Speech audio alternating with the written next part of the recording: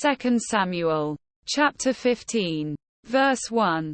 In the course of time, Absalom provided himself with a chariot and horses and with 50 men to run ahead of him. Verse 2. He would get up early and stand by the side of the road leading to the city gate. Whenever anyone came with a complaint to be placed before the king for a decision, Absalom would call out to him, "What town are you from?" He would answer, "Your servant is from one of the tribes of Israel." Verse 3. Then Absalom would say to him, "Look, your claims are valid and proper, but there is no representative of the king to hear you." Verse 4. And Absalom would add, "If only I were appointed judge in the land. Then everyone who has a complaint or case could come to me and I would see that they receive justice." Verse 5. Also, whenever anyone approached him to bow down before him, Absalom would reach out his hand, take hold of him and kiss him. Verse 6.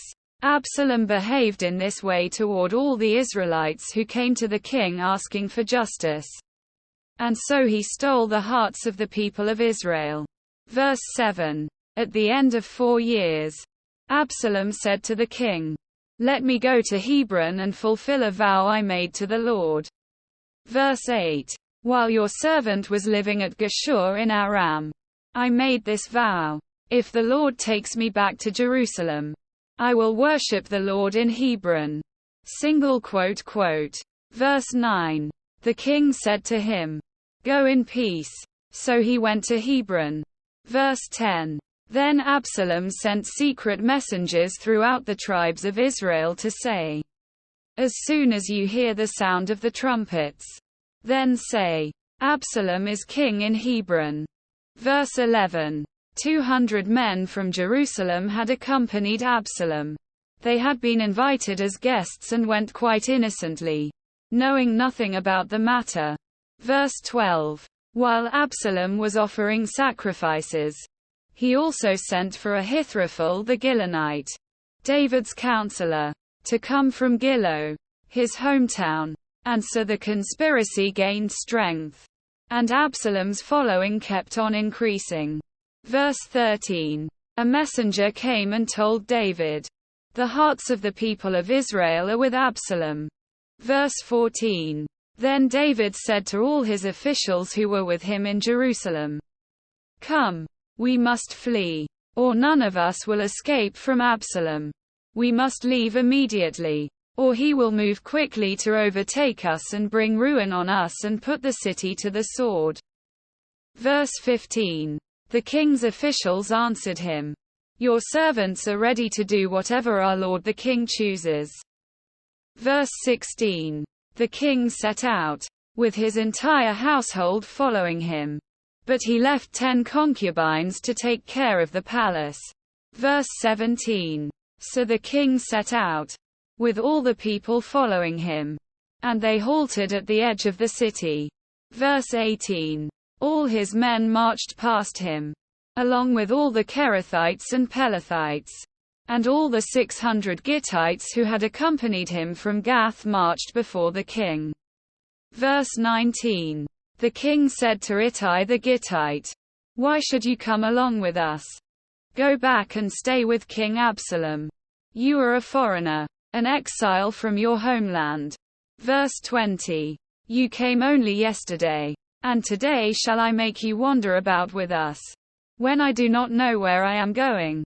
Go back, and take your people with you. May the Lord show you kindness and faithfulness. Verse 21. But Ittai replied to the king, "As surely as the Lord lives, and as my lord the king lives, wherever my lord the king may be, whether it means life or death, there will your servant be." Verse 22.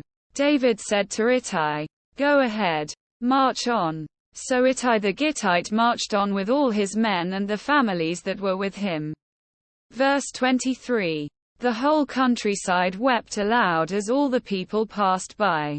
The king also crossed the Kidron Valley, and all the people moved on toward the wilderness.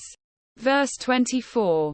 Zadok was there, too, and all the Levites who were with him were carrying the ark of the covenant of God.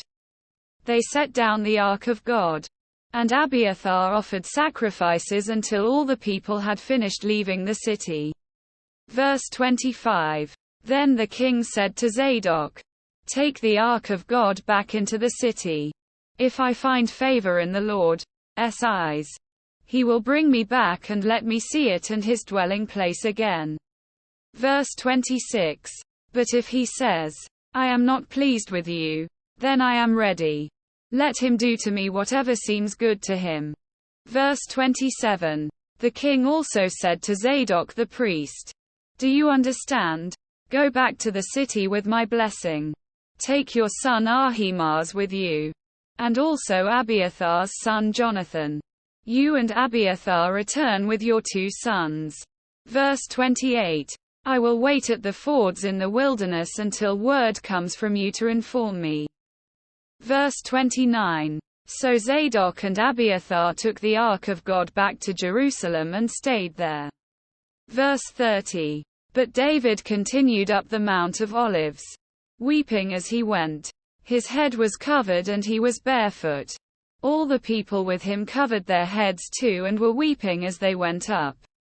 Verse 31. Now David had been told, "Ahithophel is among the conspirators with Absalom." So David prayed, "Lord, turn Ahithophel's counsel into foolishness." Verse 32. When David arrived at the summit, where people used to worship God, Hushai the Archite was there to meet him, his robe torn and dust on his head. Verse 33. David said to him, "If you go with me, you will be a burden to me." Verse 34. But if you return to the city and say to Absalom, "Your Majesty, I will be your servant. I was your father's servant in the past, but now I will be your servant," then you can help me by frustrating Ahithophel's advice. Verse 35. Won't the priests Zadok and Abiathar be there with you? Tell them anything you hear in the king's palace. Verse 36.